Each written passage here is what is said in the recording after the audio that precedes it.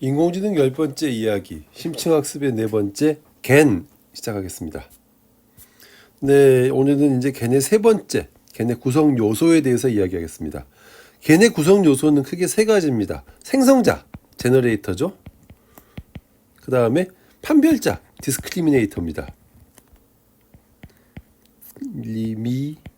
리미네이터죠. 네, 마지막으로 로스 함수입니다. 네. 기억나시죠? 이 제너레이터가 만약에 인코더가 되고 디스크리미네이터가 아닙니다. 이게 디코더가 되고 디스크리미네이터가 인코더가 되면 이 셋은 오토 인코더의 기본 요소였죠. 네. 그래서 걔는 오토 인코더, 특히 베리에이션 오토 인코더, 배의 어떤 사촌이다라고 얘기할 수 있는 거죠. 네. 하나하나 보겠습니다. 먼저 제너레이터 얘기를 할게요. 제너레이터는 디코더하고 비슷한 역할을 합니다. 그래서 입력을 받아서 결과, 영상을 만드는 거예요. 근데 이게 특이하게도 바닐라겜 2014년도에 구펠로우가 제안한 오리지널 겐에서는 컨볼루션을 사용하지 않고 리니어 레이어만 사용을 합니다. 이거 좀 특이하죠? 그래서 보세요. 입력은 레이턴트 벡터인데 Z라고 많이 표시를 합니다. 그리고 제너레이터는 우리가 G라고 쓰는데 G는 인공지능 모델이죠.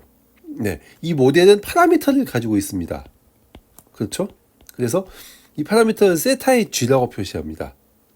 세타는 파라미터라는 뜻이고 G는 제너레이터의 파라미터다, 그런 뜻이죠. 그래서 결과는 이 G에다가 Z를 넣어서 만든 것이기 때문에 GZ 이렇게 쓰기도 하고, 또는 G에다가 Z를 넣어서 만드는 건데 그때의 파라미터가 세타의 G다 라는 뜻으로 이렇게 쓰기도 합니다. 네, 그래서 뭐 경우에 따라서 각각 다르게 표시하긴 하지만 같은 뜻이다라고 생각을 해주시면 좋겠습니다. 네. 그래서 실제로 겐은, 제너레이터는 여러 개의 제너레이터 블락으로 이루어져 있습니다. 그리고 각 제너레이터 블락을 지날 때마다 레이턴트 벡터의 차원이 점점 커지는 거죠. 네. 만약에 여기서 우리가 미안합니다. 엠리스트 데이터 같은 걸 만들겠다고 하면 그때는 뭐 28x28이니까 764가 되겠죠. 이 이미지의 디멘션은 764가 될 겁니다. 뭐 이런 식으로 운영을 합니다. 그래서 하나의 제너레이터 블락은 이렇게 리니어 레이어하고 그 다음에 우리가 같이 처리하는 데이터들을 노멀라이즈 해줄수록 성능이 좋아집니다. 그래서 배치 노멀라이즈를 해주고 마지막으로 이제 렐로 함수를, 액티베이션 함수를 렐로 함수를 쓰겠다, 이런 식으로 구성을 합니다. 결국 이런 제너레이터 블럭을 이렇게 4개 정도를 거치고 나서 마지막으로 한번 리니어 레이어를 거쳐주고 결과로서 만들어지는 영상은 영상이기 때문에, 그렇죠, 0에서부터 1 사이의 값만 가지면 되는 거죠. 0에서부터 1 사이의 값을 리턴하는 시그모이드 함수를 최종적인 액티베이션 함수로 사용을 합니다. 네. 디스크리미네이터는 입력을 받아서 리얼 또는 페이크를 리턴합니다. 그래서 디스크리미네이터의 입력은 리얼 데이터는 우리가 X라고 표시합니다. 그리고 페이크 데이터는 GZ죠. 그죠? 레이턴트 벡터 Z가 들어와서 제너레이터가 생성한 이미지니까. 디스크리미네이터는 D라고 쓰는데 D의 파라미터는 세타의 D라고 씁니다. 네, 그리고 결과는 리얼 또는 페이크를 출력하겠죠. 네, 디스크리미네이터는 여러 개의 디스크리미네이터 블락으로 구성되어 있습니다. 그래서 이 블락 하나를 지날 때마다 들어온 입력 영상의 크기가 점점 줄어듭니다. 그러다가 최종적으로는 풀리 커넥티드 레이어를 거친 다음에 하나의 값만을 리턴합니다. 이게 리얼이냐 페이크냐를 결정을 하는 거죠. 네. 이 과정도 마찬가지로 이렇게 리니어 레이어로 연결이 되어 있고요. 여기서는 리키렐로 함수를 액티베이션 함수로 사용을 합니다. 그래서 디스크리미네이터는 이렇게 3개의 디스크리미네이터 블락을 가지고 있고 최종적으로 리니어 레이어를 한번 거친다. 그리고 마지막으로 매핑되는 녀석은 1이다 라고 생각을 해주시면 됩니다. 네, 겐의 로스 함수는 이거 굉장히 예술입니다. 근데 한번 보죠. 겐의 로스 함수의 기본은 이 바이너리 크로스 엔트로피 로스입니다. 기억나시죠? 그 0 또는 1을 분류하는 그 클래시피케이션에서 사용하는 모델이었죠. 그래서 실제로 우리가 가지고 있는 y가 0일 수도 있고 1일 수도 있는 이 두 가지 경우가 있습니다. 그래서 y가 0이면 어떻게 돼요? 네, 이게 그때 로스 함수였죠. y가 0이면 이게 없어지고 뒤에 있는 게 없어지고 이것만 남았죠. 그래서 로그 1 마이너스 h 이것만 남았습니다.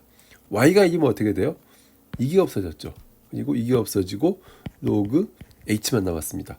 이 두 개 합치면 이 모양이 뭐 이렇게 나왔던 거 기억나시죠? 근데 여기서는 앞에 마이너스가 없습니다. 그래서 이런 모양의 로스 함수가 될 겁니다. 어차피 최대건 최소건을 갖는 건 하나밖에 없죠. 네. 이게 그 여러분들이 그 배웠던 이 바이너리 크로스 엔트로피 로스인데, 네, 한번 이걸 생각을 해봅시다. 실제 여기서도 네, 훈련 데이터는 이 x는 그때 레이블은 1입니다. 그죠? 그리고 생성된 데이터는 이 GZ는 페이크 이미지니까 그때 레이블은 0이겠죠. 그죠? 이때 x는 네, 이 훈련 데이터 x는 그냥 주어진 x지만 이때 x는 G를 통해서 만든 이미지입니다. 자, 그럼 보세요. 이게 우리가 가지고 있었던 그 BC 바이너리 크로스 엔트로피의 로스 함수였죠. y가 1이라는 이야기는 여기에 앞부분에 해당되는 얘기입니다. 그죠? 이게 y가 1에 해당되는 경우고 이 뒤에 있는 게 y가 0에 해당되는 경우겠죠. y가 1이면 네, 일단 이건 없어질 겁니다. y가 1이니까 1이니까 또 곱할 필요 없죠. 이 뒤에 들어오는 녀석이 뭐냐면은 이 h는 디스크리미네이터를 의미합니다. h는 디스크리미네이터를 의미합니다. 그죠? 그래서 로그 d가 되는 겁니다. 그리고 들어오는 입력은 x. y가 1이니까 이 x 트루 데이터가 들어오겠죠. 그때 파라미터가 세타의 d. 이게 리얼 데이터를 봤을 때 로스 함수입니다. 자, 그럼 보세요. y가 0이면 1-0이니까 이게 없어지죠. 그리고 로그 1-d가 되는데 여기 들어오는 x는 이 리얼 데이터인 x가 아니라 제너레이터된 이미지가 들어오는 겁니다. 그때 d가 들어오는 거죠. 그래서 이 로스 함수는 이제 세타가 하나가 아니라 세타의 d, 세타의 g 두 개도 바뀌었어요. 그래서 앞부분 실제 들어오는 x가 리얼 데이터의 분포에 속해 있는 x일 경우에 이 녀석하고 들어오는 이 z가 레이턴트 벡터일 경우에 이 두 녀석 리얼일 때의 결과와 페이크일 때의 결과를 각각 표현하는 로스 함수를 우리가 갖게 됩니다. 네. 근데 이 로스 함수가 예술이에요. 왜 예술인지 한번 보죠. BCE 로스는 네, 이거 풀면 이거 어떻게 어떤 함수 모양이 어떻게 생겼어요? 네, 이거 우리가 저번에 엄청나게 긴 시간 동안 얘기했었죠. 이런 모양으로 생겼습니다. 근데 실은 여기서 이게 그때는 이게 마이너스였어요. 근데 이거는 플러스잖아요. 그래서 이런 모양이 생깁니다. 즉 맥스 값을 갖는다는 거예요. 이런 함수는 그냥 맥스 값을 갖도록만 훈련을 시키면 됩니다. 그러니까 훈련이 비교적 쉬워요. 그런데 걔는 역할이 다릅니다. 역할이 다르다는 말의 의미가 뭐냐면 보세요. 디스크리미네이터는 그죠? 여기서는 무조건 2를 출력해야 여기서는 2를 출력해야 됩니다. 왜 그렇죠? 리얼 데이터를 봤으니까 너는 2라고 출력을 해줘야죠. 여기서는 뭘 출력해야 돼요? 0을 출력해야 됩니다. 그죠? 왜냐면은 페이크인 1 봤으니까 0을 출력해야죠. 그죠? 그래서 로그 1과 로그 1 빼기 0은 0이죠. 그래서 0이 될 겁니다. 디스크리미네이터 입장에서는. 그죠? 실제로 이런 함수에서 어떤 0 이런 거는 최대값에 해당됩니다. 근데 제너레이터의 관점에서 보면 어떤가요? 제너레이터는 이걸 잘 만들어서 이 디스크리미네이터가 2를 리턴하기를 원해요. 2를 리턴하면 어떻게 돼요? 1 빼기 1이니까 이거 전체가 0이 돼버립니다. 미안합니다. 여기까지가 0이 돼버립니다. 여기까지가 0이 되니까 이 로그 함수는 마이너스 무한대를 갖겠죠. 그죠? 그래서 실제로 이 로스 함수는 디스크리미네이터가 일을 잘하면 0을 갖게 될 것이고 제너레이터가 일을 잘하면 마이너스 무한대를 갖게 됩니다. 그래서 디스크리미네이터는 이 식 전체를 최대화를 찾도록 하는 거고 제너레이터는 이 식 전체가 최소화가 되도록 하는 겁니다. 서로 가는 방향이 반대예요. 그래서 걔는 이 로스 함수를 최적화시키는 게 굉장히 어렵습니다. 네. 실제로 저 바닐라겐 논문을 읽어보시면 이 로스 함수가 어떤 최적의 값을 갖는다, 어떤 수렴하는 값을 갖는다는 걸 입증하기 위해서 굉장히 많은 부분을 할애를 했어요. 그게 이런 이유 때문인 거죠. 네. 이 그림은 아까 보셨죠? 지금 보면 약간 이제 이 그림이 좀 더 이해가 될 겁니다.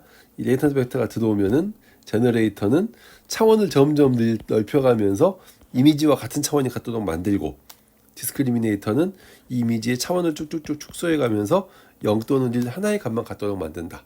이렇게 하는 거였죠. 네.